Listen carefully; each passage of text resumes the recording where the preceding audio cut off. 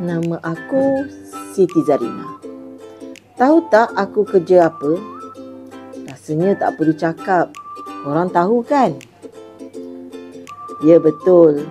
Aku seorang cikgu. Kat sinilah tempat aku mengajar. Aku sayang sekolah ni. Lama juga aku mengajar kat sini. Aku pun terkejut. Dah 25 tahun rupanya aku kat sini. Apa-apa pun, jom kita mulakan kerja. Happy-happy selalu. Inilah kelas aku. Diorang ni degil sikit tau. Kadang-kadang ada yang bercakap, tak fokus bila aku mengajar. Tengok tu, siap menguap lagi. Hei, diorang kata aku ni bosan. Alah, lantaklah. Yang penting aku dah sampaikan ilmu kat diorang semua. Puan Zarina, saya dapati awak banyak tak menggunakan kaedah PAK 21, teknologi AI pada masa sekarang. Jadi saya harap Puan boleh perbaiki cara pengajaran ya, kerana saya tengok tadi ada pelajar-pelajar yang tak menumpukan perhatian sepenuhnya semasa Puan mengajar. Jadi kaedah tu kena tukar kepada teknologi terkini. Terima kasih Puan atas nasihat yang diberi. InsyaAllah saya akan cuba memperbaiki mutu pengajaran saya supaya lebih berkesan menggunakan teknologi terkini. Terima kasih Puan. Sama-sama. Balik ni Pak. Jom. Aku okey je. Nanti aku ambil. Assalamualaikum. Salam. Tahu tak sekarang waktu dia dah habis? Tahu? Jadi awak sekarang sepatutnya berada di mana? Kelas. Tahu pun. Yang awak duduk sini tak tentu arah, kenapa? Alah, Cikgu Siti Zarina tu ajar bukannya best pun. Bosan. Tak muak dah. Tak baik awak cakap macam tu. Tak kira, saya sekarang nak awak balik kelas. Malas dah. Sekarang! Kau ni? Kau lah. Kau marah kat cikgu. Kau patutnya pergi tempat lain. Dia dah kena marah. Alah, si Rozan ni tak balas WhatsApp pula. Tak apalah, telefon Syirah lah.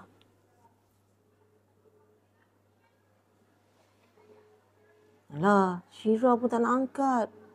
Kenapa Busy semua diorang ni. Okey. Dia cantik kan? Cantik kan? Okey, agak sebut dia ni. Weh, ada tak Kak Ina WhatsApp kau? Ada lah weh, kau ni potong betul lah.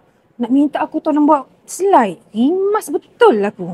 Tak payahlah buat dah lah, tak pandai, tak reti pula. Menyusahkan orang kan? Ya, jom lah.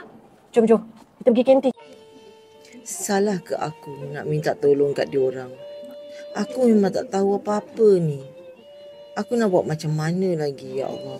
Bantulah aku, ya Allah.